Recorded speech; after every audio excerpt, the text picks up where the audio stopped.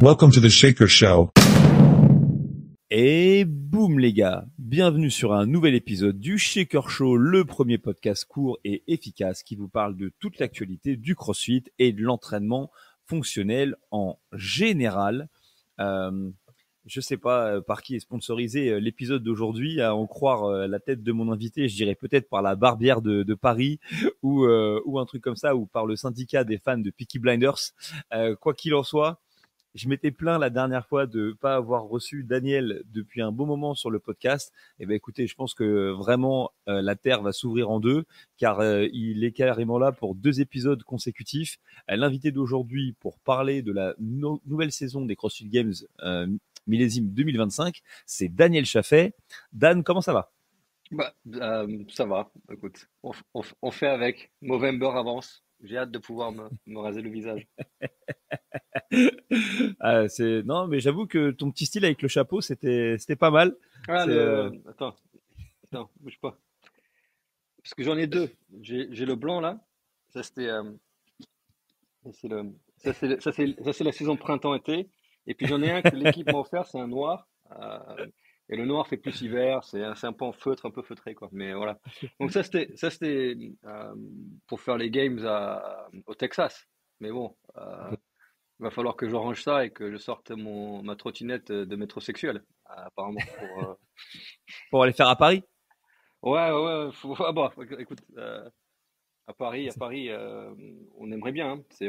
On travaille vers ça. Euh, il y a des, il y a des chances. Maintenant, il y a de la concurrence, quoi. Sur ce sujet-là, ouais, il faut qu'on enlève les gants. Faut qu'on leur montre que la communauté elle est en France, que voilà. Avec les semis de l'année dernière, on a envoyé vraiment un gros message qui a été bien reçu, mais je sais qu'on a de la concurrence de Berlin, on a de la concurrence de Madrid, de Rio, de Sao Paulo, de Brisbane, de Sydney, which is Wollongong. Donc il y a 6 ou 7 autres villes qui vraiment font du lobbying très fort pour recevoir les games. Je dois avouer que nous, on avance très fort sur Paris, avec Julian de CrossFit France et Jordan du French, etc. On a le lieu, on a des dates, on a envoyé une proposition, on a envoyé un pseudo-budget qu'il faudrait, etc. Donc, on essaie de prendre de l'avance pour que le jour où ils quittent les États-Unis, c'est la France, quoi. Donc, s'il ne faut Je que mettre un chapeau de cowboy, je suis chaud. Après, je comprends, mais j'avoue, moi, Sao Paulo ou Brisbane, ça me va bien en fait, en vrai. C'est pour te dire, Voilà. Paris, bon, J'ai- c'est bien, hein, mais j'y suis né, donc Ouais, Sao Paulo, ouais, je veux bien. Bois de Sao Paulo, Boulogne. je veux bien. Bois de Boulogne, ça te. Ouais, un Eh, week-end je au veux Bois de dire, Boulogne. va faire un event de running dans le bois de Boulogne, tu vois. Déjà, il va se passer des trucs, et c'est une petite, désolé de dire des trucs polémiques, mais c'est une petite saveur Sao Paulo, hein. J'ai envie de te dire, hein, le bois de Boulogne. Hein. Ça dépend. C'est, Tu sais je ce qu'ils pense, disent? Tu sais ce qu'ils disent en anglais? non. S'il y a une pomme en haut, il y a une banane en bas. C'est pas mal, c'est pas mal. Ça, en anglais, ils ont sorti ça? Ok. Yeah. Je raconterai un If there's truc an après le apple up top, podcast. there's a banana down below. Ouais. Ouais. Pas mal, pas mal. Bon, Euh, bon, je pensais qu'on donc, allait être sérieux là sur celui-là. On allait parler de non, trucs non, très. mais les gens qui écoutent le podcast du Shaker Show, t'inquiète, ils ont l'habitude des roues arrière en édition du podcast. Mais en tout cas, oui, c'était sûr que c'était intéressant de faire un épisode tout spécialement aujourd'hui et j'espère pouvoir le sortir rapidement parce que c'est le truc qu'on attendait beaucoup quand on est fan un petit peu du sport de CrossFit, c'est l'annonce de l'organisation de la saison 2025. D'autant que cette annonce qui est maintenant officielle, qui a été faite par le département des sports de CrossFit, en vrai, certaines de ces informations euh, avaient un petit peu fuité au sein de la communauté. Je sais pas comment est-ce qu'ils font chez CrossFit pour être aussi poreux dans les informations qu'ils cherchent à protéger, mais notamment dans le podcast de Rich Froning, il avait évoqué 2 3 points. Et donc l'idée du Mm. podcast, c'est d'expliquer simplement quels vont être les changements pour cette année. Et puis on pourra ponctuer ça aussi avec un petit peu d'analyse qui a rien d'officiel, mais simplement pour faire des suppositions sur le pourquoi du comment, comprendre les contraintes et puis comprendre aussi les avantages et les perspectives de ces changements. Parce que c'est toujours pareil, hein, on peut toujours voir à moitié plein, à moitié vide, mais il y a des trucs qui sont cool en vérité dans ces Mm. changements. Et le Shaker Show ne va pas déroger à sa réputation. Ici, vous êtes du côté du verre à moitié plein. Et si vous voulez trouver le verre à moitié vide, vous inquiétez pas, vous avez qu'à ouvrir votre téléphone. Il y en a plein qui vont se faire un plaisir de vous y amener, quoi. Donc, pour commencer, je vais te poser deux, trois questions. Et si t'as pas tous les éléments de réponse, parce que tu te fais vieux, je te filerai un coup de main. Mais cette année, donc, il y a un nouveau changement dans l'organisation de la saison. Est-ce que c'est un truc vraiment inhabituel chez CrossFit que de faire évoluer l'organisation de la saison sportive? Pour ceux qui suivent les games depuis très longtemps, et toi et moi, on y va depuis 2012, hein, genre, je pense qu'on a loupé très peu d'éditions, etc. Bon, il y a toujours eu des changements. Genre, il y a rarement eu deux saisons identiques. Euh, et puis depuis 2018, il n'y a pas eu deux années qui se ressemblaient. Et je pense que c'est par la nature du financement des games, en toute honnêteté. Hein, on va se parler franchement. Hein. Je sais qu'on n'aime pas parler fric et oseille, mais les compètes ne gagnent pas d'argent. Surtout les compètes élites. L'écosystème aujourd'hui n'est pas assez grand euh, pour soutenir financièrement de gros événements qui veulent mettre des trucs spectaculaires avec des gros broadcasts, des gros moyens, et avec du gros prize money, etc. C'est pas, on n'y est pas encore. Il n'y a pas assez de marques en dehors de l'écosystème CrossFit qui soutiennent les compètes pour que ce soit le cas. Genre, honnêtement, les athlètes élites aujourd'hui ont gagné leur célébrité, ont gagné leur prize money, etc. sur un événement qui perdait de l'argent. Ça a été subventionné, et même là, à Fort Worth, ça a été subventionné par les frais d'affiliation des affiliés CrossFit. C'est un fait. Donc, c'est normal que CrossFit cherche à adapter les saisons, etc., pour avoir quelque chose qui est un peu moins perdant, mais aussi qui peut perdurer dans le temps. Il faut pérenniser la chose. Donc, ils sont à la recherche. Maintenant, pour la fuite des infos, sincèrement, c'est comme le gouvernement, genre, il est tellement lent à communiquer les décisions que c'est normal. Tu vois, les trucs ils stagnent tellement longtemps que même un journaliste aveugle qui parle pas français ou parle anglais, il chope les infos, quoi. Genre. Donc, pour moi, c'est la lenteur de communication qui fait tort à CrossFit. Mais de changer la saison, c'est pas du tout quelque chose de nouveau. Mais je comprends aussi que certaines personnes, ils ont un change fatigue. Ils sont fatigués du changement. Ça, ah, putain, encore une fois, encore une fois. Ok. Mais c'est en dehors nous, on contrôle pas tout ça. Tu sais, on essaye d'avoir nos mots à dire, etc. Mais à la fin de la journée, c'est pas nous qui prenons la décision. Donc, il faut lire les infos, il faut les interpréter et puis comprendre comment au mieux faire vivre nos communautés, comment rassembler les gens avec les changements qui ont été communiqués. C'est tout. Voilà. Bah, en plus, moi, je regardais et je trouve que malgré tous les changements qui sont annoncés, ils fonctionnent un peu en miroir par rapport au développement de la communauté. C'est-à-dire que si tu regardes, donc, première édition des Games, c'est 2007 directement dans le ranch de Dave Castro. Et en fait, de 2007 à 2008, c'était tellement petit le CrossFit que les gens, en fait, c'était un peu premier arrivé, premier servi, où tu recevais une invitation et c'est finalement assez informel, quoi, comme si tu faisais une compétition de quartier. Mm. 2009-2010, c'est l'apparition de ce qu'ils appelaient les sectionals, ok, à l'époque. Et moi, c'est là, à ce moment-là, Mm. que j'ai commencé à m'intéresser au CrossFit, puisque si tu te rappelles, l'un de mes anciens collègues de travail, la Pat, que je salue, il avait réussi à se qualifier au Patrick Mochen. sectional. Ouais, Patrick Pat Mo- Mochen. Hein. Ouais, exactement. Et il avait réussi à se qualifier au sectional en physique en individuel. Et puis Oui. ensuite, l'ère où on a vu grandir le plus de choses et qui aujourd'hui laisse un souvenir en tout cas de stabilité, c'est l'ère du coup de l'Open et des régionaux où en fait tu faisais l'Open sur 5 semaines et après tu avais un événement 100% organisé et financé par CrossFit dans différentes régions du monde qui après t'amenait aux Games. Mais même cette année-là, ça changeait quand même chaque année entre le nombre de régions, la répartition des athlètes et où est-ce que ça allait se tenir, même si on a été longtemps à Copenhague et puis après à Madrid. Et puis c'était effectivement l'époque où c'est pas forcément les tensions, mais en tout cas, il y avait des questionnements autour de ce que CrossFit allait devenir et comment est-ce qu'il devait utiliser son argent, à savoir mettre beaucoup d'argent sur le sport qui n'en ramenait pas ou investir sur la santé avant le départ de Glassman. Et au final, c'est à partir de 2019 et 2020 que les choses ont changé, mais qu'on avait aussi une communauté plus mature. et qu'ils ont créé le système, même si lui aussi il a bougé d'année en année, en tout cas des événements qu'ils appelaient sanctionnés, qui nous ont permis en 2019 de qualifier des athlètes directement pour les Games. Mais moi, de mon point de vue, c'était aussi la première fois dans le temps que tu pouvais potentiellement confier à des organisateurs privés un événement qui pouvait avoir un niveau de qualité qui avait pas du moins à rougir de ce qui pouvait être aux régionaux et qui avait ce côté un peu moins strict et un peu plus fédérateur. Donc voilà, donc au final, c'est quand même intéressant parce que Glassman, même si aujourd'hui il est plus la tête de l'entreprise, il a fait deux trucs dans le temps où il était à la direction de la boîte qui faisait péter les plombs à tout le monde. Le truc numéro un qu'il a fait, c'est virer la plupart des gens qui travaillaient au service média de CrossFit parce qu'ils voulaient pas que ça devienne une entreprise de médias. 2018. Et son 2018. exactement. Et c'était dur comme décision. Et nous, on connaissait pas mal de gens qui travaillaient dans ces équipes-là, donc on était bien placés pour le savoir. Mais sa conviction, c'était que puisqu'il y avait de l'espace dans l'écosystème qui s'était créé, finalement, ces gens-là et d'autres allaient rebondir et gagner leur vie avec ça. Et aujourd'hui, on s'en rend quand même bien compte. C'est le cas. Plein C'est le cas. plein de personnes qui bossent avant pour CrossFit ou plein de nouvelles personnes. Je pense à Josie, par exemple, mais à plein de gens qu'on peut connaître vivent de l'activité des médias liés au CrossFit ou à Didier qui collabore avec CrossFit France pour citer que lui.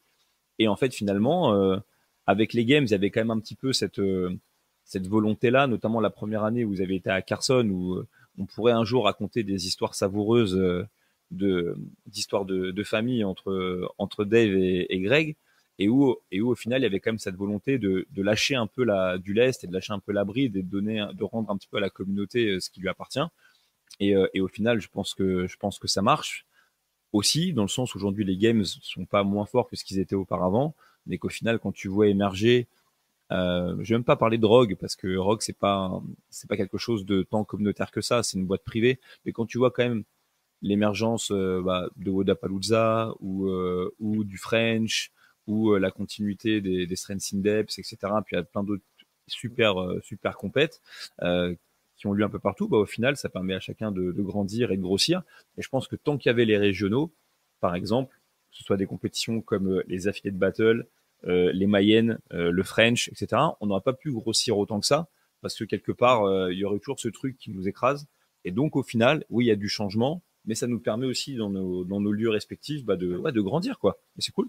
Je C'est pense, cool. ouais, je pense que Dave, quelque part, dans ses décisions, il suit la lignée de Greg, même si à l'époque, ils n'étaient pas d'accord, hein. Dave, il voulait contrôler tout d'un point central. Greg, il voulait tout libérer. Lui, c'était le Adam Smith, pour faire l'analogie économique, hein, du fitness, c'est-à-dire laisser le marché ouvert pour ceux qui veulent. Et tu as raison, et tu as cité des compètes, mais tu sais, les grosses compètes qui tiennent la route là, Rogue, ils ont fait leur cinquième, j'étais à Aberdeen, c'était super. À Wodapalooza, je retourne là en janvier, j'étais janvier dernier, c'est génial pour le networking, c'est fun, voilà. Ce, Pour, ce- pour la ce Colombie. sont, ouais, pour la Colombie, ouais, ça c'est une autre discussion. Il faudrait faire en groupe privé cette discussion-là. Vous connaissez mon amour pour les gens qui organisent Wodapalooza. Et on était où là avant que je bifurque? Ah oui, ces compètes-là qui perdurent, ils perdurent pour des raisons différentes.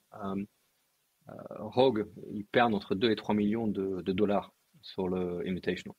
Net, c'est une perte nette. Même avec le village vendeur, les spectateurs, etc., ils perdent. Pourquoi? Parce que c'est leur offrande marketing pour l'année.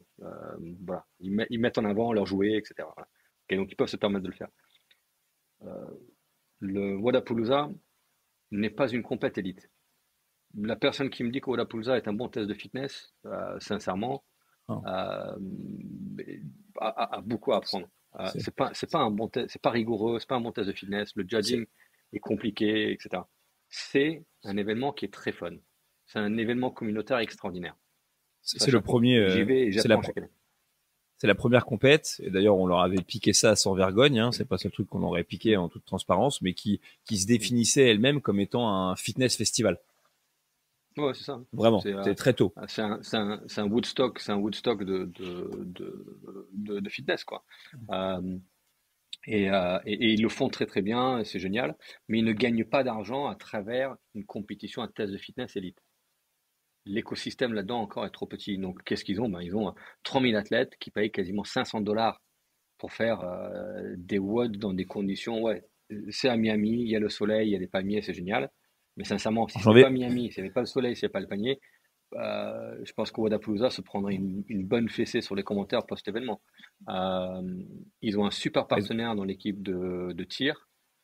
Ils ont un emplacement qui change cette année. Ils sont à Miami, mais ils vont changer de lieu.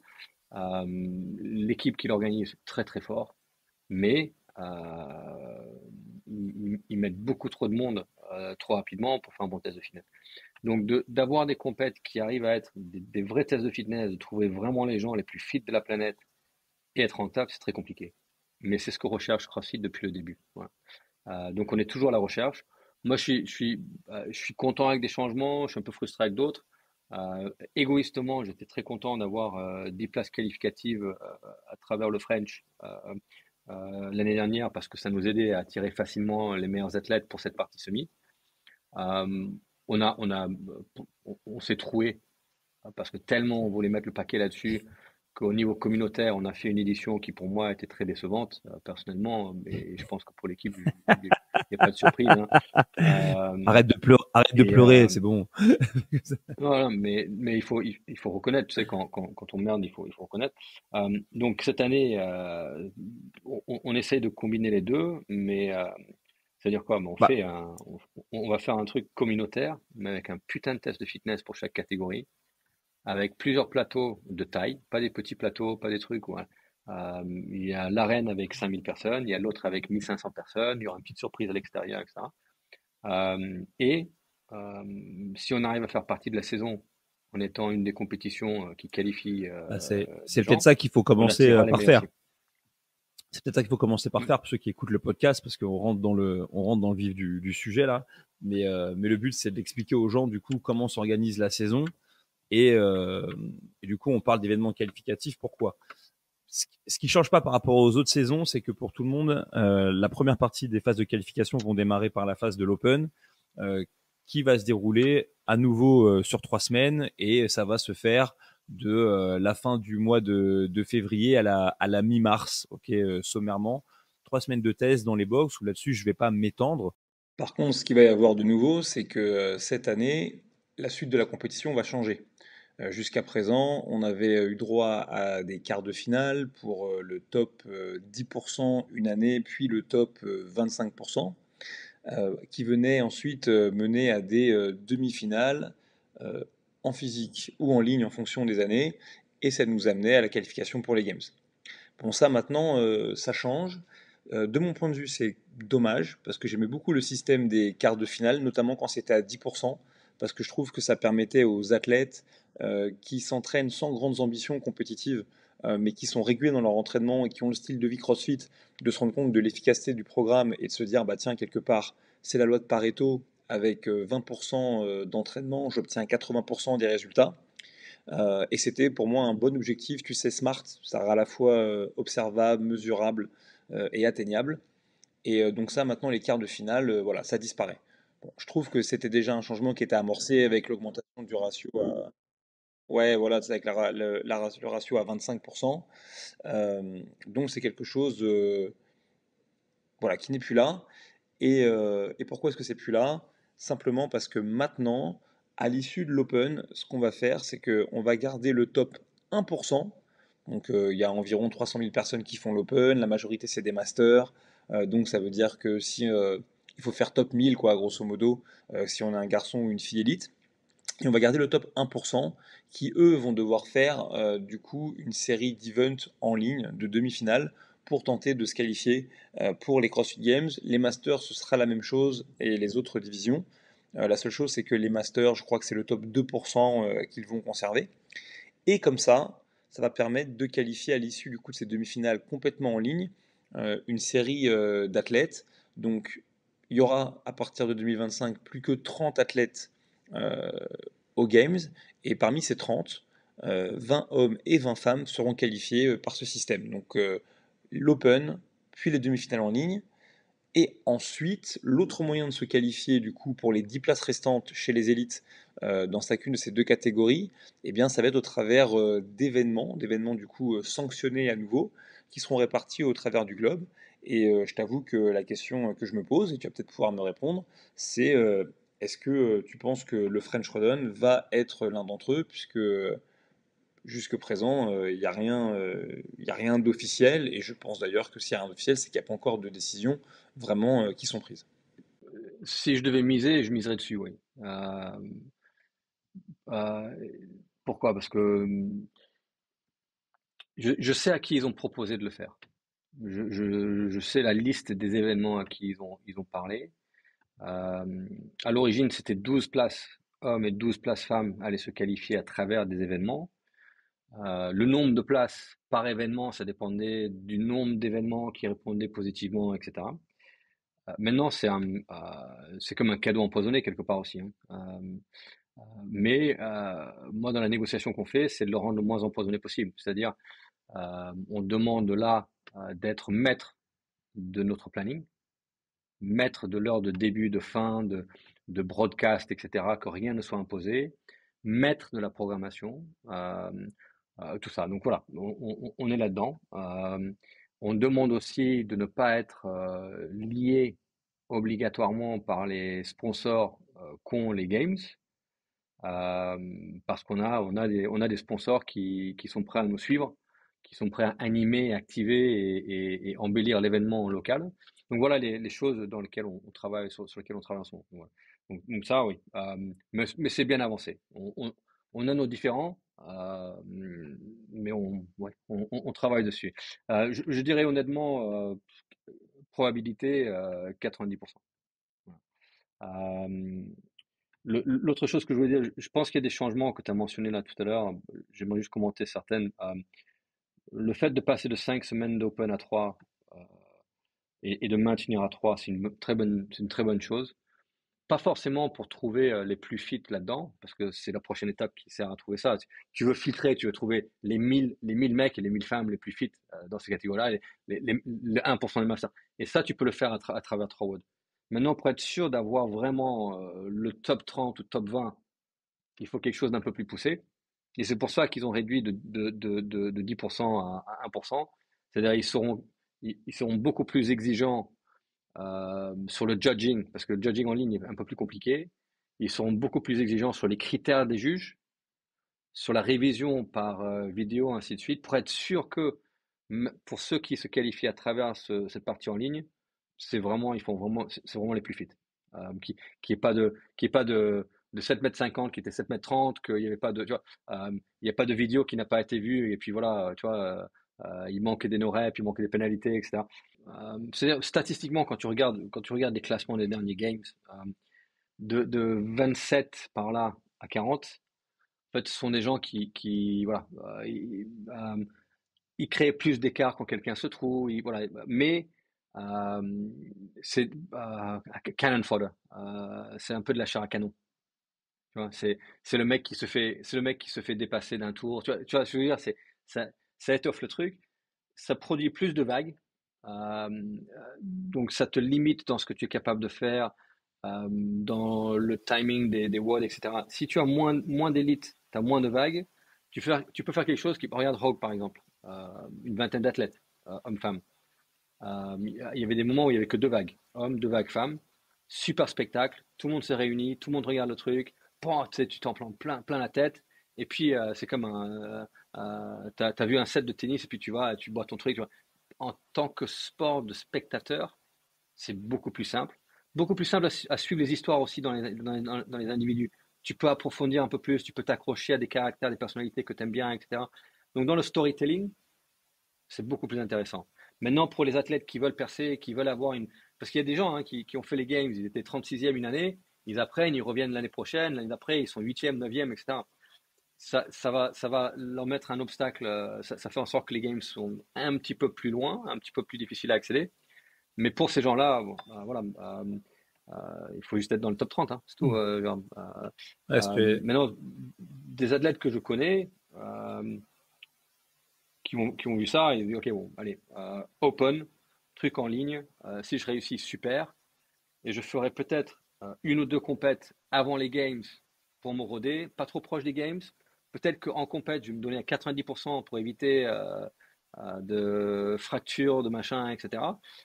prendre un peu de prize money, faire plaisir à mes sponsors, travailler mon image auprès du public, etc. Donc c'est un système qui est assez intéressant. Donc imagine, ils vont en ligne, ils se qualifient. Ok, ils ont la saison des événements pour se roder un peu, pour se montrer, voilà.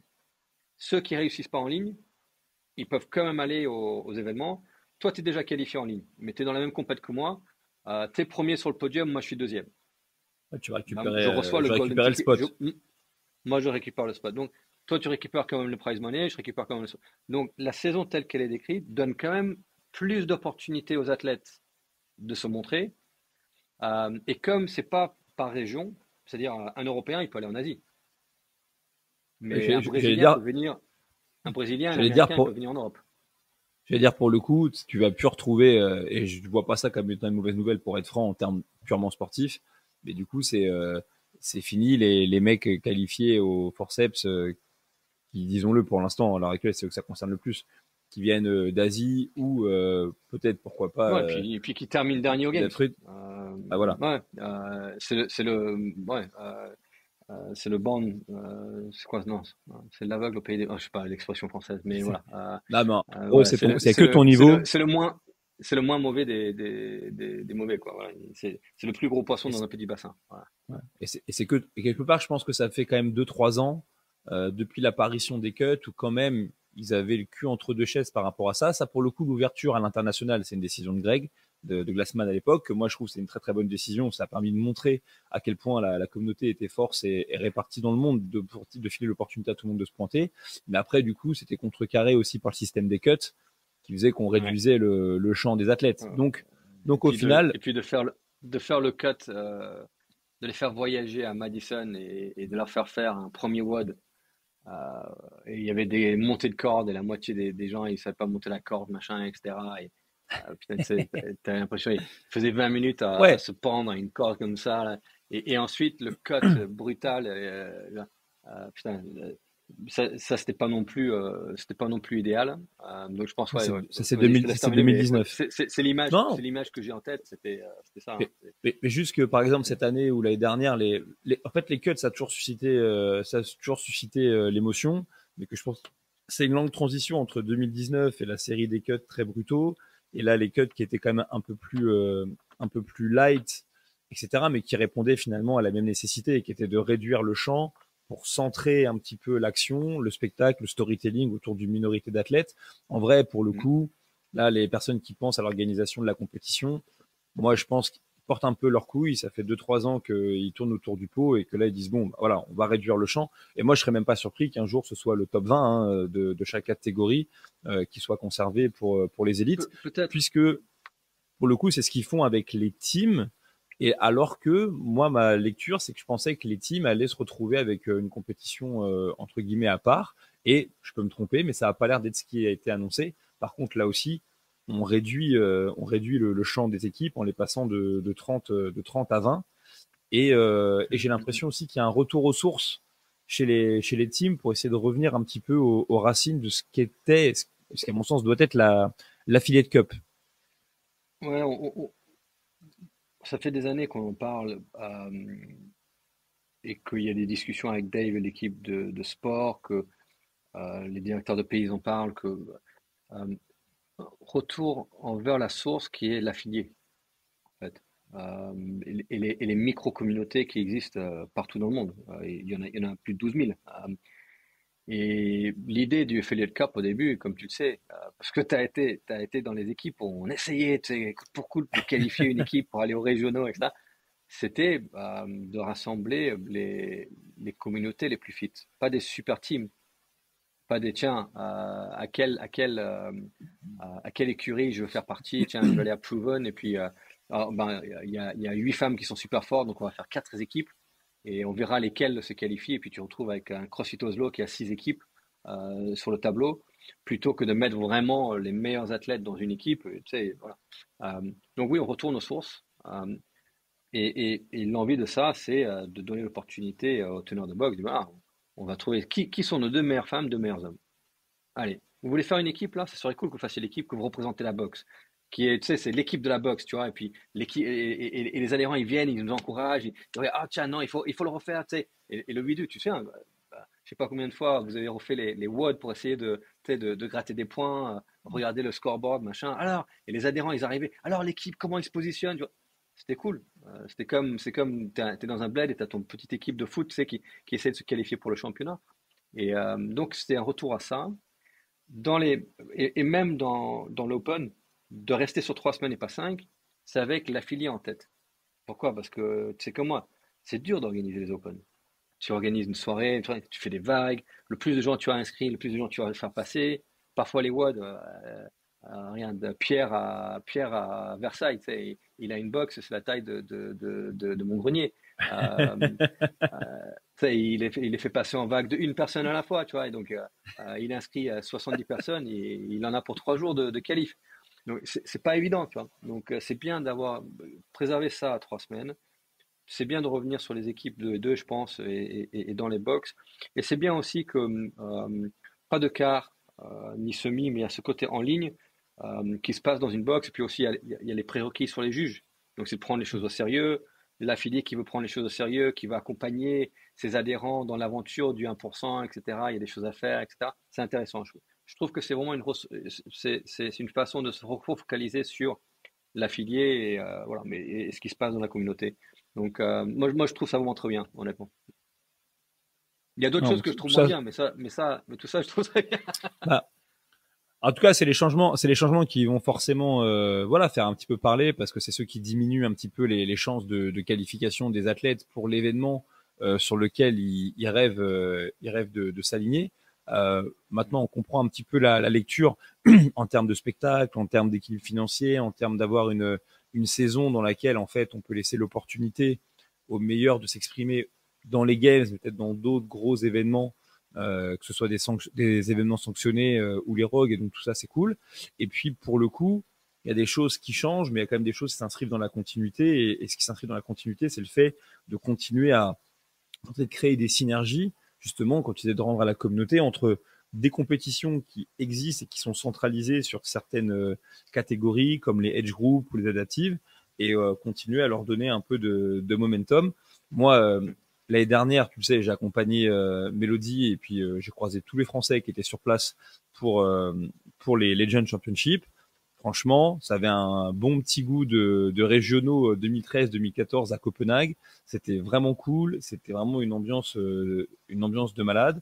Euh, les, euh, pour le coup, le sponsor principal, Northern Spirit, ils ont quand même fait ce qu'ils pouvaient pour assurer bah, l'expérience entre guillemets de l'athlète, le cérémonial, c'est le vestiaire, le ci, le ça.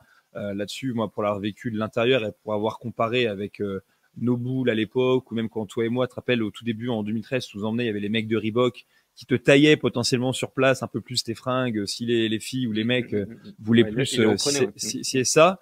Bah, sans doute parce qu'ils n'avaient pas encore bien compris comment était galbé un crossfitter à l'époque. Hein, si on, avec un peu de recul, Ouais, si on se dit les choses, C'était plus, c'est c'était plus ou moins, tiens, les poches sur les shorts, là, tu peux me les coudre parce que je vais me casser les pouces. Et puis les filles qui disaient le micro-short, il est pas assez micro. Donc, mais c'était exactement. les deux. C'est la belle époque. C'est la belle époque. Ouais. Et, euh, et donc voilà, c'était très cool. Après moi, c'est mon expérience de l'extérieur. Et je fais un petit vlog de 3-4 jours pour ceux qui ont envie de voir vraiment à quoi ça ressemblait, pour vraiment la regarder. J'ai un avis plus partagé sur ce que j'ai vu de loin sur les Willwood en termes de organisation de l'event. Mais tu me disais que tu avais parlé à pas mal de compétiteurs qui, en fait, eux, d'un point de vue humain, et c'est quand même ce qui compte, et c'est quand même ce que tu vois pas quand tu regardes un streaming live éclaté sur ton téléphone via Instagram ou un truc comme ça, dès qu'en fait l'expérience était cool. Et moi, ce que j'espère, c'est que l'élan qui a été initié sur cette première année va pouvoir continuer, que ces événements-là vont grossir et qu'un jour, les Willwood n'auront rien à envier aux Invictus Games, tu sais, si on pousse le truc, et que les compétitions spécifiques au Master vont continuer à envoyer la sauce parce que c'est la vraie démonstration de force aussi de CrossFit. C'est pas tant, enfin, je suis désolé de dire ça, je suis convaincu que CrossFit produit des athlètes les plus fit. Là n'est pas la question, mais je comprends que les mecs soient enthousiasmés quand ils voient par exemple un événement sportif comme l'Irox au même titre que quand ils voient un événement sportif comme les Games. Pourquoi? Parce qu'au final, essentiellement, ce que tu vois, c'est des mecs âgés et des gonzesses d'ailleurs de 25 à 35 ans, très en forme, quoi qu'on en dise, on peut débattre là-dessus, mais très en forme et qui s'expriment. Ok, et c'est très cool. Bah, Mais bah, les CrossFit Games, ouais, ça fait ça avec des gens de 70 balais, voilà, qui, tu vois, qui Yeah. montent à la corde, qui Yeah. font de l'haltéro et qui marchent sur rien. C'est le test de fitness et santé. Santé, c'est quoi? Ben, c'est ton fitness à travers les âges. Donc, les catégories d'âge sont l'exemple même de ça. Je suis d'accord avec toi. Et c'est les gens qui crachent sur ces événements-là ou qui les critiquent, faut vraiment qu'ils se fassent comme on dit en anglais, reality check. Parce que les gens qui les organisent ne sont pas, c'est pas des milliardaires. Ce sont des teneurs de boxe, c'est des gars du séminaire staff qui misent. Il y en a un qui mise sa maison sur l'organisation d'un événement. S'il n'y a pas un sponsor qui vient, s'ils ne vendent pas de tickets spectateurs, etc., genre, il met son avenir perso en danger. Ouais. Et il ne le fait pas pour de la reconnaissance, il ne le fait pas pour. Parce que si tu demandes à qui que ce soit de citer qui est l'organisateur d'eux, ils ne savent pas qui ils sont. Ils le font parce qu'ils sont vraiment passionnés de ça. Et les mecs, ils organisent des événements là où l'athlète arrive et au lieu d'être, tu as les élites, oh, et puis après, tu as les, tu vois, t'as les Wrinklies, t'as les grisonnants, t'as les jeunes là, et puis t'as les adaptifs. Et t'as l'impression que c'est les plus uns, tu vois. Enfin, au lieu de ça, ils arrivent dans un événement qui est fait pour eux, même si c'est pas le StubHub Center, c'est pas, tu sais, t'es pas à Madison Square Garden, mais ils sont accueillis, ils se sentent reconnus, vus, entendus, considérés. Et je pense que n'importe quel athlète peut comprendre l'importance de ça, tout d'abord. Et d'avoir des événements qui sont dédiés qu'à ces catégories-là, c'est la meilleure décision que CrossFit ait prise sur les 4 dernières années. Et les décisions, je les connais. C'est les meilleures décisions qui ont été prises ces 4 dernières années, c'était de séparer ces catégories-là des Games. Parce que tu te souviens à Madison, ils étaient pour la plupart dans le hangar, tu sais, les premières années, c'était un truc où ils dégageaient les vaches, les bousses de vaches, ils les enlevaient du truc la veille. C'est vrai, hein, ils enlevaient les bousses de vaches la veille, passaient un coup de je sais pas quoi, de jet, ouais. jeu propre là. Ouais, ils montaient le rig et puis ils mettaient un timer et voilà. Voilà. Ouais, Maintenant, ils ont un l'époque truc dédié, quoi. Et à Carson, sauf erreur de ma part, en vrai, du moins pour la catégorie master, souvent l'essentiel de leurs épreuves se passait avant la catégorie élite, enfin des jours avant, ce qui fait que de toute façon tu les voyais pas. C'est quand t'arrivais, ils passaient jamais sur le terrain de tennis. Hein. Voilà. Quand t'arrivais, c'est qu'ils ouais, ils étaient là-bas sur tu sais, le truc athlétique. ouais, Là, non, où il y avait la zone. athlètes, la zone d'entraînement spectateur, au final, parce que nous, on avait fait un WOD là-bas, je me rappelle, avec du sled, etc. Donc voilà, c'est là où, j'ai la photo. Oui, j'ai la photo. J'avais des gros pecs, hein. J'avais des gros pecs. C'est bizarrement, c'est pas toi à qui je pense quand je vois quand je pense à la photo. C'est vrai? Okay. No comment, no comment. C'est quoi? Oh là là, quelles aventures, tout ça. Ouais, non, mais vraiment, en revenant à nos moutons, là, c'est vraiment une très bonne décision de préserver ces catégories. Moi, j'encouragerais les teneurs de boxe de parler à leur master, de parler à leurs teams, de parler aux adaptives. Surtout les adaptives, parce que Kevin Hogarth qui l'organise, tu sais, les gens ils disent ouais, ça avait l'air pété et tout. Ouais, tu rigoles. Et, je sais plus, il y avait 27 catégories, un truc comme ça dans l'adaptive. Ouais, c'est super dur à organiser. C'est la première fois qu'il y a un événement dans le monde avec autant de catégories pour essayer vraiment d'accueillir et de donner une programmation adaptée. C'est tellement difficile logistiquement, etc. Sincèrement, ce que j'ai vu, j'ai chapeau. Et j'espère que cette prochaine année là, que nous, quand je dis nous, c'est la communauté des affiliés, on va se déplacer, on va parler dans nos communautés pour participer, pour envoyer plus de Français francophones sur ces événements. Ouais, déjà quelques-uns. j'espère vraiment. Tiens, j'ai une question pour toi. On va voir. Tu connais ton CrossFit, tu connais ton passé. On va voir. Je sais pas si tu me donnes la réponse ou on met un truc en jeu pour la personne qui arrive à répondre. Okay. Je sais. Attends, encore faut-il que je. Donc ça parle de qualifier ça parle de qualifier aux Games. Ok. Qui était le premier francophone? Ah bah ça c'est pas dur. Attends, francophone t'as dit. Parce que francophone c'est pas français. Hein. Ouais, francophone. Ok. Bah, je laisse cette. Je laisse cette. 2011. 2011 il a participé. Okay. Attention, parce que Ok, même voilà. francophone, je suis pas sûr. Attends, c'est pas assez précis. Quel est le Si, est-ce que c'est il le parle premier français. Il francophone? parle français. Est-ce que Oui, c'est mais sa est-ce que langue c'est maternelle? Je ne pense pas, mais il parle très bien français. non, c'est pas ce que Il je est veux dans un dire. C'est pays qui parle français. est-ce que c'est le premier francophone ou est-ce que c'est le premier francophone européen dont on est en train de parler? Parce que c'est ça aussi qui apporte une autre Euh, nuance. Parce que Ah, ok, des ok, ok. franco, eh ouais, des Premier francophones d'Europe du francophone Nord, j'en européen. connais. Voilà. Premier francophone européen. Premier francophone européen. Ouais, les Canadiens avec leur accent, là, la Jeff Adler, ça compte pas, ça. C'est, Ouais. Hey, mon chum, hey, mon chum. c'est, Salut Jeff, si tu regardes pas. c'est- Les accents donc, québécois, là. Non, non, le premier francophone européen à faire les games. Qu'est-ce qu'on donne à la personne qui arrive à répondre à cette question-là? je sais pas, est-ce que t'as refait imprimer des t-shirts de CrossFit Louvre avec le Pukey dans le dos ou pas? T'en as relancé ou pas? Ah, ça, ouais, ouais, ouais, ça, je peux faire une petite série, ouais. Un t-shirt Parce que avec Puki, avec le verre, avec la tête sur le dos là, en oversize. par- En oversize, ouais. partout, Ok, partout ok. où je le porte, il cartonne. Celui-là, je pense que ça, c'est un truc qu'on peut envoyer qui peut faire plaisir. Et puis le Ok. CrossFit Louvre, il est écrit en tout petit. Donc si le mec il a envie de mettre un logo au tacos à la place, il fait ce qu'il veut. Mais en tout cas, il est gavé stylé. Donc, Euh, j'apprends de mon fils qui commence à être présent sur les réseaux. Euh, il faut que tu souscris au Shaker Show, il faut que tu likes la vidéo et il faut que tu commentes avec la réponse, c'est ça? c'est, ça serait pas mal. Ça serait pas mal. C'est que je parle avec Ouais. Sam sur Insta et tout. Il fait rire. On discute S'il y avait souvent. que toi. Et Et il parle c'est, même l'autre soir, je lui dis, mais qu'est-ce que tu fais? Il fait, j'envoie des photos des derniers games et des vidéos et tout. Je fais, mais il est 23h, et t'as école demain. Il me fait, ouais, mais pour Brent, c'est l'après-midi. Je fais quoi, Brent? Il est là, il échange avec Pikowski. Mon fils a 15 ans, il envoie des c'est, vidéos. Tant que c'est des vidéos de lui qui fait du sport, c'est, c'est pas des dick pics, tu vois. non, non, ça va, ça va. C'est peut-être pas à Brent qui les envoie. Mais de quoi qu'il en soit, on a un peu une image du coup des changements. Je récapitule. 3 semaines d'Open, le top 1% chez les élites individuelles qui va refaire du coup des demi-finales. Les dates de ces demi-finales en ligne vont varier en fonction des catégories. Et c'est carrément le top 2% chez les masters qui iront. Les teams aussi ont ça. Et à l'issue du coup de ces demi-finales en ligne, la grosse majorité des athlètes qui iront aux Games seront connus. Pour les derniers 30% des individuels qui doivent encore se qualifier, ça passe par des événements en physique.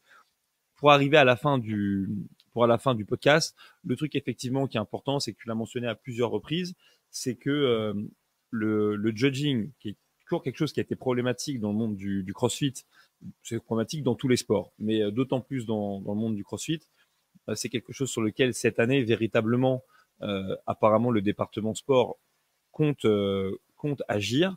Et qu'est-ce que ça veut dire ça? Ça veut dire que déjà de la part des athlètes, bon bah attendez-vous à sans doute avoir plus de contraintes pour être sûr de fournir des vidéos qui sont acceptées et acceptables. À mon avis, des angles de positionnement par rapport à des caméras un peu plus strictes, etc. Pour pas cacher la misère en fonction du mouvement qu'on est en train de réaliser, mais aussi quelque chose qui va devenir plus exigeant pour les juges, puisque du coup, de ce qui a transparu, ce qui a transpiré comme info pour la nouvelle saison, c'est que pour juger du moins les athlètes qui ont à nouveau vocation à aller au CrossFit Games, donc je ne parle pas de ta tante ou de moi qui, dans le meilleur des cas, je serais juste content d'être le plus fit de ma box, et ça n'arrivera même pas parce qu'il y a quand même deux trois mecs qui me bottent le cul, mais peut-être le plus fit des 40 ans et plus, tu me diras. Et, euh, et à partir de là, donc juste comprendre que les juges vont devoir avoir le judge course à jour, ok, Mm. vont devoir avoir le level 1, et ça, c'est quand même une grosse nouveauté. Mais effectivement, c'est Saxon Panchik qui disait ça sur le podcast de Sevan Matossian, c'est-à-dire que à un moment donné, il y a des gens qui sont très investis dans le sport de CrossFit, mais qui en fait ne connaissent pas la méthodologie elle-même. Et du coup, c'est vrai qu'au moins le level 1 va permettre de remettre un petit peu les basiques et les fondamentaux sur ça. Mais surtout, pour ceux qui vont avoir vocation à juger les athlètes qui feront les semi-finales, ok, en physique, donc les gens qui auraient envie cette année en France de juger ou d'aider peut-être, je sais pas moi, Guillaume Briand, Victor Hofer, je sais pas, Mehdi, Mango, tous les gens que je pourrais oublier qui vont sans doute Mm. aller jusqu'à ce niveau-là, ils auront en plus de ça besoin de passer un autre examen en ligne qui est en fait le Advanced Judge Course, ok, donc qui va être un certificat en ligne de juge d'un niveau un peu plus relevé encore. Et ça, moi je pense que c'est une très bonne chose. En vrai, c'est chiant parce que notamment passer le level 1 pour les gens qui n'ont pas décidé d'en faire leur métier ou qui s'étaient contentés jusque-là, j'espère qu'ils l'ont fait, de lire le guide d'entraînement, ça demande un investissement financier, c'est sûr. Mais déjà, il y a beaucoup de juges en France, notamment Stéphane Malène, mais c'est pas le seul, ou Yvain, qui jugent dans beaucoup de compétitions et qui n'ont pas attendu pour passer le level 1, voire le level 2, pour être complètement franc, parce qu'ils sont investis dans le truc. Mais en tout cas, ce qu'il y a de sûr, c'est que c'est un retour vers la méthode. Et je sais que c'est sans doute un mec que t'aimes pas trop, mais moi, il y a un gars dont je regarde quand même beaucoup les contenus, c'est Healerfit. Okay, c'est un mec sur YouTube qui poste des contenus. Ouais, pour... c'est pas que je l'aime pas. Je pense que c'est le mec qui il cherche des followers plutôt que d'être vraiment sensé dans ses propos. Tu sais, il cherche le scandale, tu vois. C'est un peu un tabloïd. Le gars en lui-même, c'est rien contre, tu vois. Je pense que tu vois, au contraire, bizarrement, parce qu'au début, c'était un mec que j'appréciais pas trop, mais si tu veux, je pense que c'est quand même quelqu'un. Il était honneur de boxe, ce mec-là, et il se définit vraiment comme youtubeur. Donc il dit voilà, moi mon métier maintenant, c'est de faire des vidéos. Il est plus. Oui, il était. Ouais, mais ça, il a pas arrêté d'être honneur de boxe pour devenir youtubeur. Il est devenu youtubeur parce que c'était un mauvais honneur de boxe.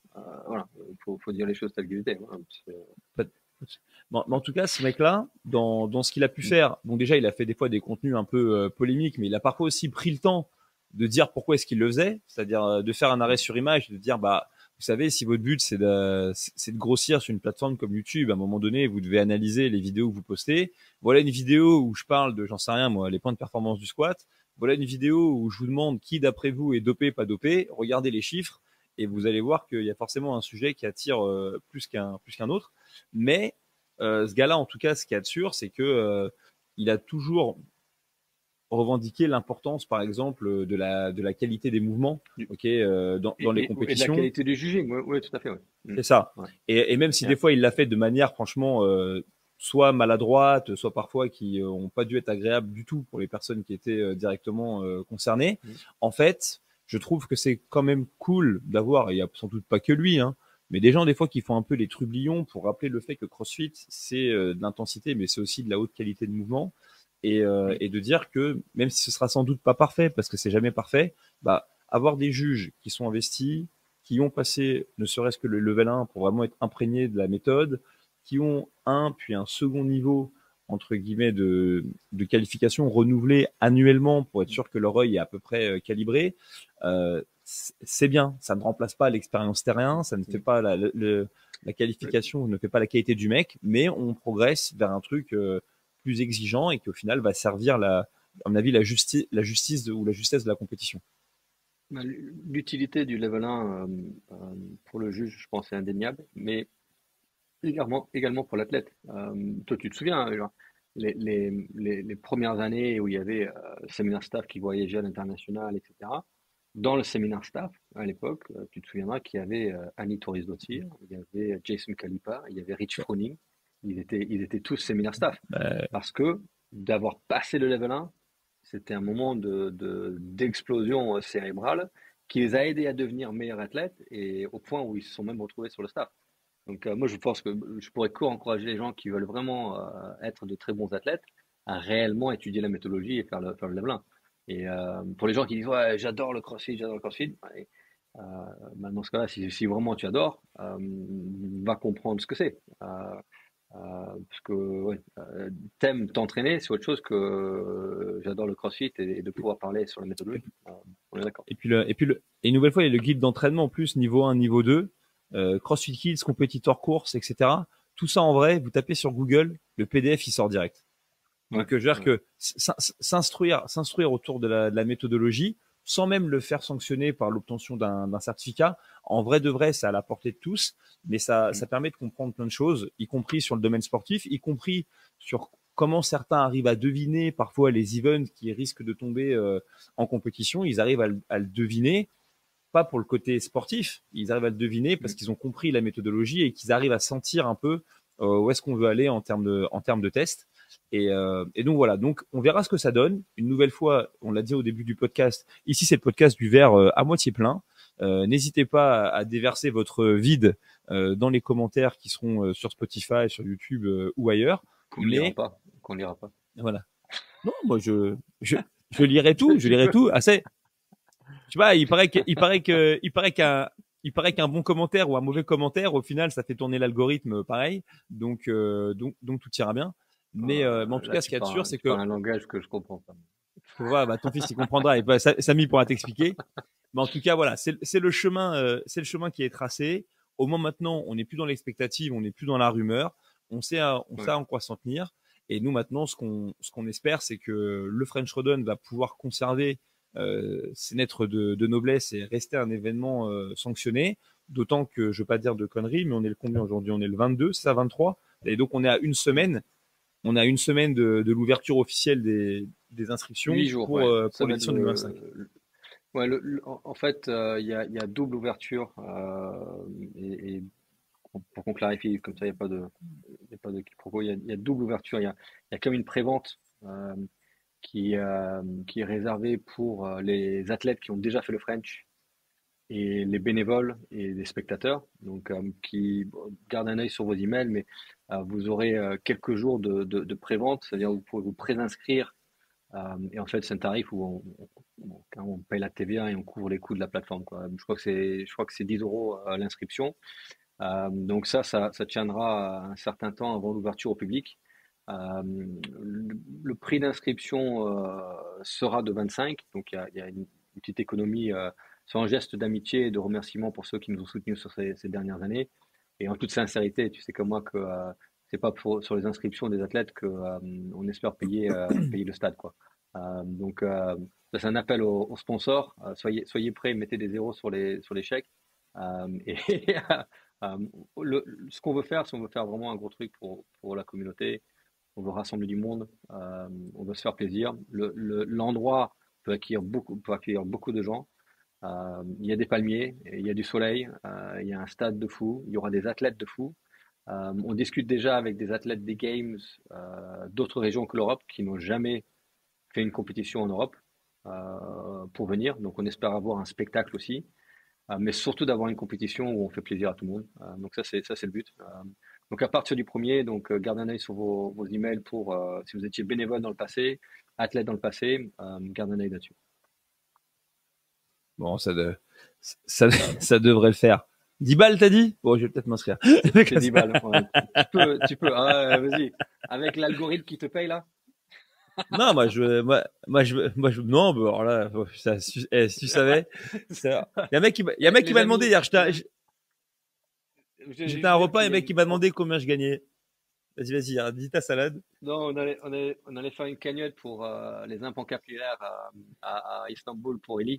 Donc, si vous voyez passer un lien, cliquez dessus et puis sachez que chaque euro lui fera un poil sur la tête. Voilà, ça c'est le. T'es beau comme un Kojak, Ok. t'es beau comme un camion. Non, vas-y, vas-y. Tu sais, j'ai pas besoin maintenant que j'ai des longs cils. Franchement, les cheveux, la barbe, tout ça, c'est très surfait. Tu vois, Ah, c'est tout les ce longs qu'il me cils et fallait, je l'ai. tu les peignes en arrière comme ça te fait le casque. Ouais, c'est ça. C'est comme une frange. Une Mais frange non, qui va vers le haut. c'est- non, on me demandait en plus hier combien ça rapportait de faire des podcasts et tout. J'ai dit, mais vous êtes malade ou quoi? Ça rapporte rien du tout. Ça coûte juste ça coûte juste du temps, mais c'est quand même cool de pouvoir discuter et de parler avec des gens qui sont passionnés de la même chose que moi. Et du coup, voilà. Et en plus de pouvoir aller prendre l'information à la source, dès qu'on peut la donner et de mettre un peu d'analyse. Et c'est cool. Et au final, on répète à chaque fois, mais Samuel, justement, ton fils, là, il m'a envoyé la semaine dernière une magnifique photo de moi qui date de 2013, où je dors avec Ludovic sur des poteaux Ah, dans le de chez camion. Rogue Dans le dans un camion. camion, voilà exactement. Ouais, ouais. Et, Ouais. euh, et c'est moi, c'est ces souvenirs-là en vérité qui font que ce qu'on fait encore aujourd'hui, je trouve ça hyper intéressant. Donc je suis hyper heureux si demain les French Rodon sont un événement sanctionné, que qu'on fait une couverture du live et que cette couverture live elle va sur la page YouTube des CrossFit Games et que du coup les Américains et le reste du monde voient ce qu'on fait. Mais mais en vrai le truc qui a fait qu'on est tombé amoureux de l'histoire, ça a rien à voir, ça a rien à voir avec ça. C'est vraiment la méthode, le fait de pouvoir s'entraîner d'une manière qui était tellement plus différente, tellement plus efficace que ce qu'on faisait, de rencontrer des gens qui étaient passionné pareil. Et pour moi, c'est Ah, une c'est aventure le truc humaine, qui fait une que je aventure continue. humaine incroyable. Une C'est, aventure humaine voilà. incroyable. Hein, Et après, je ouais. te dis après honnêtement, hein, il peut faire, enfin, les décisions qui sont prises dans l'intérêt du sport pour le faire grandir, etc. Moi, au final, m'importe peu si demain ils veulent tout faire en ligne, tout en physique, 25 étapes de qualif, 0 étape, 10 qualifiés, 20 qualifiés. Je pense qu'il y a de cool, c'est juste de pas perdre de vue en fait pourquoi, notamment les anciens, là, donc les mecs qui ont commencé il y a 10 piges, pourquoi est-ce qu'on s'est intéressé à ce truc, pourquoi c'était si différent, pourquoi c'était disruptif, pourquoi c'était si authentique. Et après, il y a aussi pour moi une grosse part de responsabilité parce qu'aujourd'hui, il y a beaucoup de gens qui aiment le crossfit et le sport de crossfit, mais qui eux l'ont démarré il y a 2 ans, 3 ans, 4 ans, 5 ans, et qui n'ont pas, en fait, en vérité, le passif, ils n'ont pas l'historique, ils n'ont pas la culture du truc. Ils vont voir Gladiator 2, ils ont jamais vu Gladiator 1, donc forcément ils disent ok ouais c'était bien, mais ils comprennent pas Ils pourquoi c'est moins comprennent bien ou pas. pourquoi c'est mieux. Ouais, Et ouais, ouais, ouais. mais c'est aussi notre responsabilité du coup de transmettre. Et voilà, Mm. et c'était cool quand même cette conversation de pouvoir voir dire que le truc bah oui c'est une évolution, c'est un changement, etc. Mais qu'il y a quand même globalement une direction et que ces changements qu'on les juge bons ou mauvais, oui, il y a ce qui concerne les athlètes en eux-mêmes, mais ceux qui sont les meilleurs, ceux qui ont le talent et la performance d'être des athlètes professionnels sont des athlètes professionnels quoi qu'il arrive, mais que ça permet aussi à des communautés de grossir, de vivre. Mm. Regarde, le French a inspiré directement ou indirectement d'autres compètes en France et ailleurs, de la même manière que nous, les Games et Wodapalooza ou le London Throwdown en 2013 nous ont inspiré aussi à faire les choses et qu'au final, c'est là qu'on avance et c'est vraiment cool. Donc restez focus sur la direction, éclatez-vous, que vous soyez entraîneur, que vous soyez athlète du quotidien, que vous soyez euh, je sais pas aspirant champion du monde de CrossFit. Lisez deux trois trucs au passage, parlez aux mecs qui ont des Nano 2 qui sont pas des rééditions pour leur demander un peu comment c'était avant et voilà et puis après tout va tourner et les anciens contre les modernes c'est un truc qui existe depuis toujours, mais on arrivera à Ouais, écrire des lettres du CrossFit pour des plus années qui vont je être pense cool. que c'est, comme tu dis, c'est plus aux anciens de transmettre euh, pour que les jeunes comprennent. Euh, mon souhait là sur cette année, vraiment, comme tu l'as si bien dit, c'est que les gens ils prennent du plaisir. Oui, il y a des athlètes qui ont des chances d'aller aux Games en France. Il y a vraiment un bon niveau. Tu vois, il y a des bons jeunes. T'as Victor, t'as Guillaume, t'as Lucas, t'as plein de filles aussi. Genre, il y a Ah bah, vraiment des écuries intéressantes, tu vois. Mais pour moi, le truc qui est magique là-dedans, c'est une excuse pour rassembler les gens. C'est une excuse pour s'amuser. C'est une excuse pour prendre du plaisir dans l'entraînement. C'est une excuse pour initier des gens qui n'ont jamais fait l'Open ou qui n'ont jamais fait de qualif à faire et à venir un dimanche et faire deux watts sur la même. Ça, c'est une excuse pour tout ça. Et on a une responsabilité. Il y a 800 et plus affiliés en France. Il y a 800 et plus endroits où il y a de la magie en ce moment.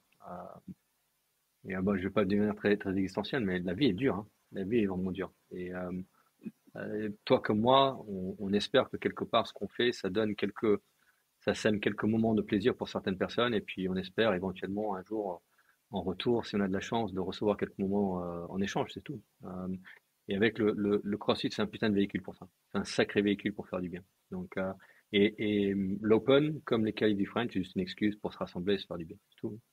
Donc, pour ceux qui veulent se qualifier, bonne chance, amusez-vous bien. Et ceux qui se disent comme moi, je vais jamais me qualifier à quoi que ce soit, hein, c'est juste, je m'inscris et je passe un bon moment et c'est chouette, quoi. Euh, Ah, de toute façon, ouais, quoi qu'il arrive, c'est pas Sherwood qui avait le bon esprit, hein, le Just Stand the Music Up, ne te prends pas la tête, bouge, pousse le son, transpire un moment et puis à la fin, tu fais un high five et t'as passé un bon moment, quoi. de toute façon, c'est sûr, on se verra sur le leaderboard. Pour ma part, page 1437, si vous cherchez un truc à peu près dans ce goût-là. Bah, Et, avant d'arriver ça va chez bien. moi, t'as plus de batterie. Ton téléphone il clapse avant d'arriver sur la table. Je crois que la dernière Dan, compète que j'ai fait, c'était chez Albéric à Toulouse. Ça date d'il y a tellement longtemps, je sais même plus l'année, mais j'avais une grosse barbe et je crois que j'avais deux bonnes jambes et deux bons bras à l'époque. Mais c'est la dernière fois que j'ai fait une compète. bah, si t'avais une bonne barbe, ça devait être 2014 ou 2015 alors, parce que je me rappelle du Ouais, look de Jésus et c'était à cette époque-là à peu près. Ouais, C'est c'était ça. par là, ouais. Bon, C'était par là. Dan, on arrive à la fin de cet épisode. Ok, c'est bien, j'ai réussi à te voler du temps. Je t'ai volé 1 heure de ton existence et je sais que c'est pas facile. Tu connais Mais maintenant la tradition. c'était soit être avec toi ou aller faire Black Friday. Donc Black Friday va me coûter de l'oseille. Donc je préfère être. Mais va faire Black Friday parce que à un moment donné, il y a des gens qu'il faut récompenser aussi. Parce qu'à force, à force de semer des moments de plaisir un peu partout, il faut assurer. Mais donc, du coup, tu connais la tradition maintenant du podcast. C'est qu'à la fin, à chaque fois que j'ai un invité, je lui demande de quitter l'épisode en donnant une recommandation. Ça peut être à nouveau une lecture, un film, de la musique, un fabricant de chapeaux, peu importe. Mais un truc voilà, que les auditeurs du Oh, podcast peuvent aller consulter. bah, fabricant de chapeaux, je dirais Stetson. J'en ai deux, magique. Bottes de cowboy, Tecovas. Tecovas. Tecovas. La chemise d'ailleurs, parce que je me suis fait opérer de l'épaule, donc je ne peux pas porter de t-shirt, c'est juste des chemises à pop là. Ok. J'appelle ça les chemises de stripteaseur. C'est Tecovas aussi, la même chose. Euh, Bouquin, on est en ce moment avec les directeurs de pays là pour CrossFit, on étudie Fanatical Prospecting par Jeb Blunt, c'est la prospection de fou par Jeb Blunt, qui est vraiment pas mal. Moi j'ai commencé à lire Malcolm Gladwell. Euh, c'est l'écrivain du Tipping Point il y a quelques années. Je ne sais pas si tu as lu ça, Le Point de bascule. Et c'est intéressant parce que ça parle de tout ce qui est devenu incontrôlable. Ah, C'est des effets de mode, des entreprises, la criminalité, euh, quand il y avait les jeunes qui se suicidaient, etc. Et c'est devenu, tu sais, qu'est-ce qui se passe pour que tout d'un coup, tout le monde a envie de faire un truc. Donc il appelle ça et dedans, d'ailleurs, dans le premier bouquin, il mentionne CrossFit.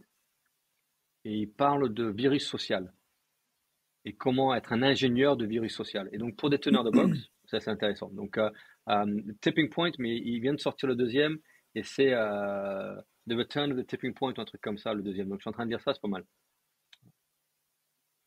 cool. Bah moi, la recommandation que je vais vous faire, j'en ai deux en vérité. Pour ceux qui me suivent un petit peu, vous savez que pour rigoler, j'ai commencé à faire un peu de stand-up à mes heures perdues et que comme tout ce que j'ai pu faire avec un peu de sérieux, bah ouais, à force de raconter des conneries Les, comme ça, les gratos, je me influences suis dit bon, de Ricky Gervais et Eddie Murphy, quoi. exactement. C'est un très bon mélange, d'ailleurs, très savoureux. Mais du coup, c'est que je l'étudie et que je l'étudie aussi pour ce que je fais en formation pour le level 1. Et qu'en fait, il y a plein de parallèles que tu peux dresser dans la prise de parole, que tu le fasses pour former des gens ou pour, entre guillemets, les faire rire. Dans le stand-up, tu as une grosse nécessité de te rendre sympathique le plus tôt possible, tu vois, auprès des gens qui sont en face de toi. Tu as une manière aussi où tu es supposé construire tes vannes en 2 ou 3 étapes. Comment est-ce que tu es supposé porter ton regard vers ton auditoire? C'est-à-dire que tant que tu donnes des exemples, tu dois créer le contact en regardant une personne en particulier. Et quand tu envoies la punchline, la vanne, il faut que tu regardes l'horizon pour essayer d'englober un peu tout le monde. Ça fait penser au level 1 où quand tu poses le contexte, tu vois, tu essaies de Mm. créer du contact et que par contre, quand tu poses la définition, tu vois, ou une Yeah. articulation de Tu Glassman, bah lances. là, pour le Yeah, coup, yeah. tu veux parler à tout le monde. Donc, en fait, en vrai, au final, c'est très intéressant. Euh, je peux malheureusement pas tester mes vannes dans les level 1 et je peux pas apprendre aux gens à squatter dans le stand-up. Mais en tout cas, Non, voilà. mais c'est pour Mais ça quoi que qu'il tu en vas à soit, l'église le dimanche. ouais, c'est sans doute ça, ouais. C'est toute ma vie, ça. L'église le dimanche, c'est vraiment ça. Mais quoi qu'il en soit, si vous aimez le stand-up, il y a un gars que je vous recommande, que j'ai été voir cette semaine, qui s'appelle Félix Dian, et qui, franchement, j'étais avec Mehdi et Antoine, après qu'on ait préparé la réunion des affiliés de la semaine prochaine, pour passer un moment un peu ensemble, et il nous a terminé au sol. Donc, il est sur YouTube, il est vraiment fort, et je vous invite vraiment à aller le regarder si vous écoutez le podcast. Et après, un autre truc que je vous invite à faire, bah, c'est pour ceux qui sont fans de Gladiator, bah, c'est quand même aller voir Gladiator 2, qui est pas un mauvais film, qui souffrira toujours de la comparaison avec le 1, mais juste qui est un film qui reste intéressant, déjà parce que Denzel dedans, il est impérial, mais je trouve qu'il est intéressant simplement parce que c'est drôle de voir comment est-ce qu'on peut tenter des fois de construire les choses en miroir. Et en fait, Gladiator 2, c'est un film qui est très en miroir par rapport au 1, et que donc si vous allez voir le film avec cette idée-là, et ben le film devient plus intéressant. il est en miroir parce que on n'est plus dans les années 2000 et que l'archétype du mec fort, bah c'est plus le gros mec costaud, mais c'est le mec même physiquement un peu plus fluet. C'est intéressant parce que le personnage de Proximo, qui est le mentor un peu de Maximus dans le premier épisode, qui l'aide à devenir gladiateur, il est remplacé par un mec qui est sensiblement son opposé dans la personne de Denzel. Il est intéressant parce qu'il y a toujours le personnage du soigneur qui était joué par Jimo Nunsu dans le premier film, qui soigne la plaie de Maximus, et plaie qu'il a eu sur un qui plaît qu'il y a eu en se battant. Et là, en fait, il y a un autre personnage de médecin qui apparaît aussi dans Gladiator 2, qui, à mon avis, je pense qu'à l'origine, je pense qu'il aurait aimé recaster Jimon Unsu pour que ce soit le même personnage qui reste dans les deux films et qui soigne le père et le fils finalement. Et voilà. Et à partir du moment où on commence à regarder le film construit un peu comme un miroir par rapport au premier, il devient cool. Il est moins bon que le premier, c'est sûr et certain, mais c'est fun. Et pour ceux qui aiment bien le cinéma de Ridley Scott, c'est un mec qui a toujours eu, qui ça fait un moment qu'il mâchouille un peu son cinéma et qu'il a du mal à en ressortir, mais ça vaut la peine d'être vu. Et si vous connaissez pas, ouais, c'est cool. Et puis même voilà le scénar et tout. Et si vous connaissez pas Ridley Scott, bon, c'est un petit popcorn movie qui est facile à digérer. Et après, vous pourrez aller voir les vrais trucs que le mec il a fait, comme Alien, Gladiator, La Chute du Faucon Noir, Blade Runner et Kingdom of Heaven. Et à partir de là, vous aurez voilà une bonne compréhension de ce que c'est qu'un gros réalisateur, un peu vieux, qui tourne un peu en rond, mais qui a quand même fait des trucs qui ont changé qui ont changé ce que c'est que le cinéma, quoi. Donc voilà. Denzel dans ce film, il amène une touche de Training Day à Rome. Tu sais, il y a un moment, il marche et puis il a son swag de Los Angeles, mais à Rome, 2000 ans plus tôt. Est-ce que tu comprends comment, est-ce que tu comprends, tu l'as vu du coup le film, est-ce que tu comprends Oui. comment du coup Macronus, c'est l'antéchrist de Proximo. Proximo, il est en Afrique du Nord, c'est un ancien Proximo gladiateur. il s'est sacrifié pour Maximus et l'autre, il essaye de sacrifier son fils.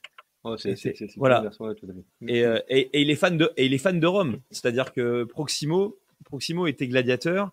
Il vénère Marcus Aurèle, qui est le César qui est décédé, parce que Marcus Aurèle l'a rendu libre.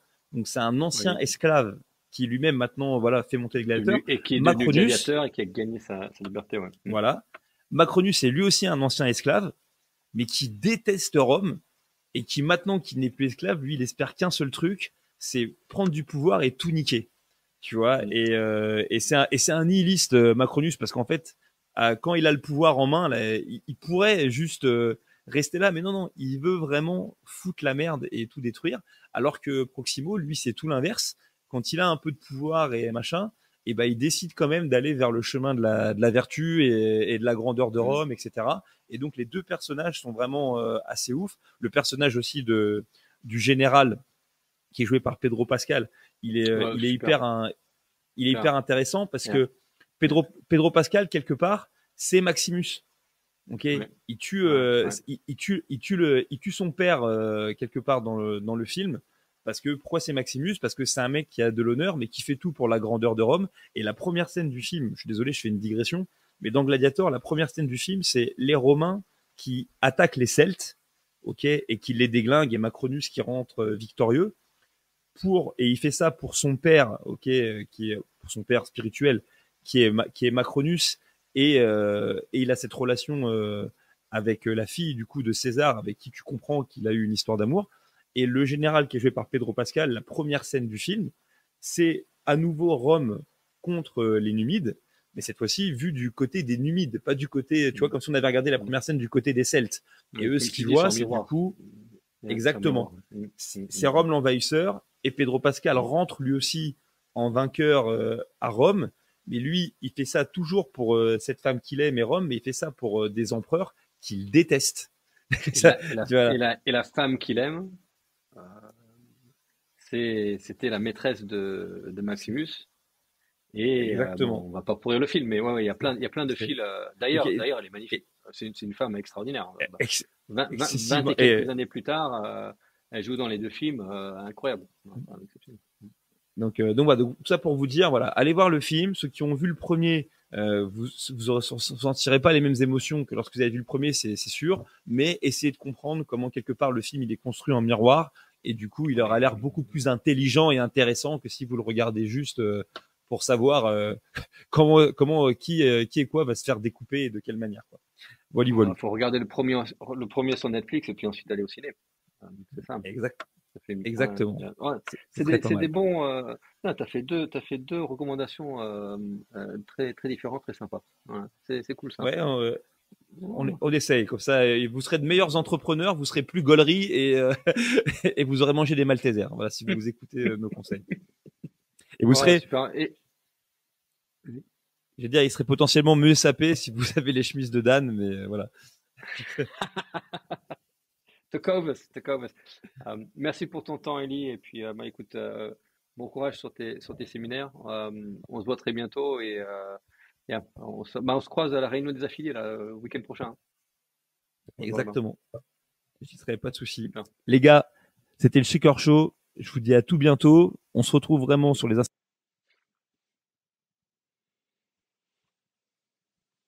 Shake a show.